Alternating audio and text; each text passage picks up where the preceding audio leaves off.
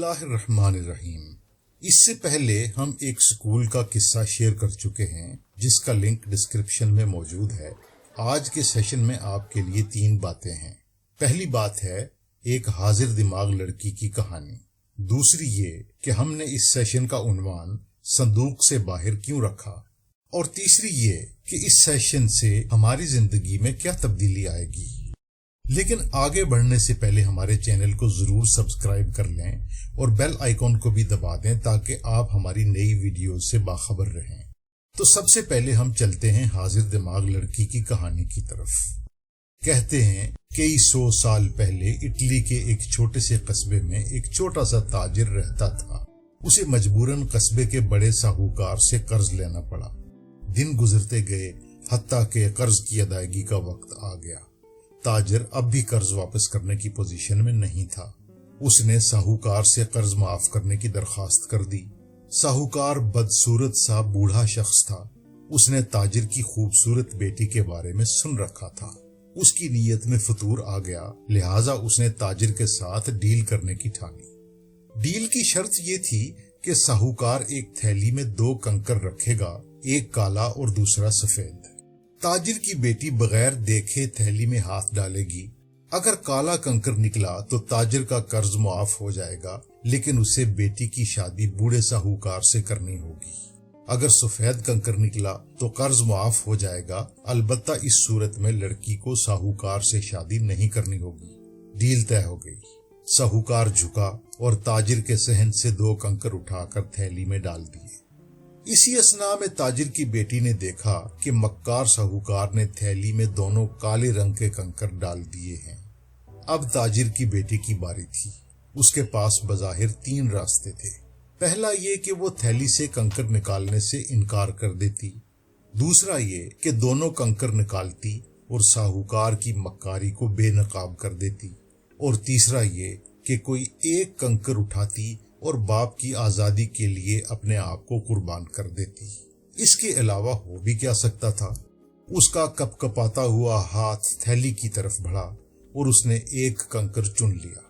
एक ख्याल उसके दिमाग में बिजली की तरह कौंधा। कबल इसके कि साहूकार की नजर पड़ती, उसने गलती की अदाकारी करते हुए कंकर जमीन पर गिरा दिया, जो कि जाहिर है दूसरे कंकरों में शामिल हो गया। ओह, ये मैंने क्या कर दिया। उसने शर्मिंदा से लहजे में बोलने की अदाकारी की और साहूकार से कहा, खैर आप थैली से दूसरा कंकर निकालिए, उसका रंग यकीनन गिरे हुए कंकर से मुख्तलिफ होगा। साहूकार के पास कोई जवाब न था। आप खुद भी अंदाजा कर सकते हैं कि थैली से स्याह कंकर ही निकला होगा। इस तरह ताजिर का कर्ज मुआफ हो गया और उसकी बेटी की जान भी छूट गई। इस कहानी का नतीजा अखज करने से पहले हम एक और मिसाल की तरफ आते हैं। आप एयरपोर्ट पर लाउंज में बैठे हैं। आप अनाउंसमेंट सुनते हैं कि परवाज रवानगी के लिए तैयार है, मुसाफिर जहाज पर तशरीफ ले जाएं। हम सब ऐलान सुनते ही तेजी से उठते हैं और जहाज की तरफ जाने वाले मुसाफिरों की लाइन में लग जाते हैं। 200-300 मुसाफिर हों तो जहाज तक पहुंचने में कुछ वक्त लगेगा। अगर ज्यादा मुसाफिर हैं तो वक्त भी उतना ही ज्यादा लगेगा, लेकिन फिर भी हम लाशऊरी तौर पर लाइन में खड़े हो जाते हैं। ऐसे मौके पर कतार बनाना यकीनन फायदेमंद होगा। आप दूसरे मुसाफिरों के साथ होते हैं, जो दूसरे करते हैं वही आप भी करते हैं, खास तौर पर उस वक्त जब आपको फिजाई सफर का ज्यादा तजुर्बा न हो।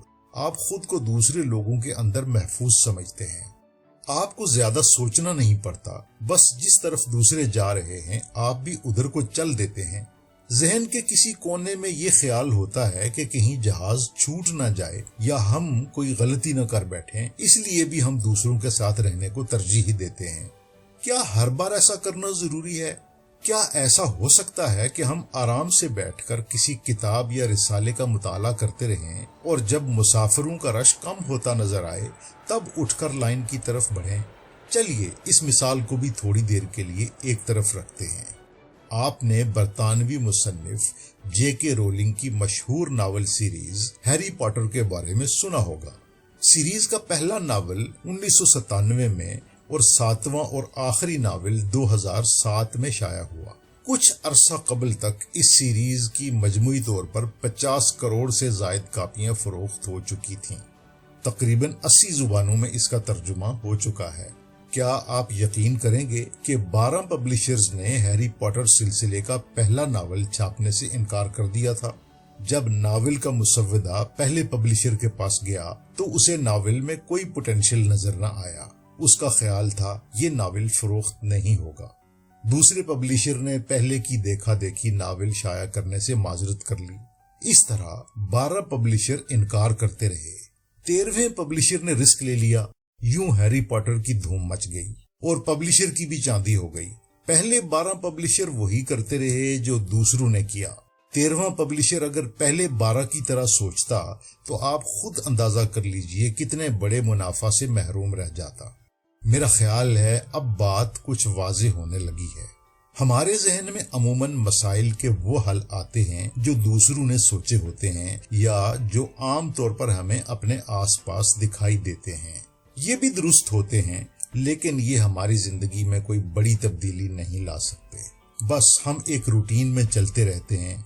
यूं समझ लीजिए हम मसाइल के आसानी से दस्तयाब हल जमा करके उन्हें संदूक में बंद कर देते हैं।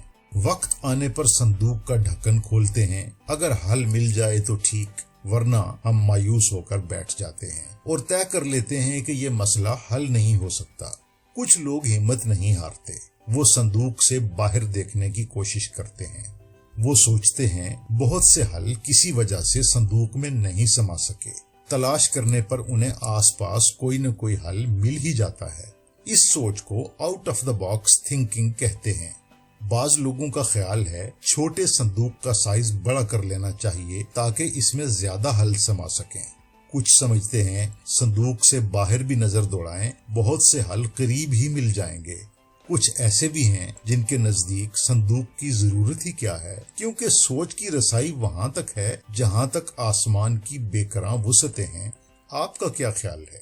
अगर आपको ये सेशन मुफीद लगा है तो हमारा चैनल सब्सक्राइब कीजिए और इस वीडियो को लाइक और दूसरों से शेयर भी कीजिए।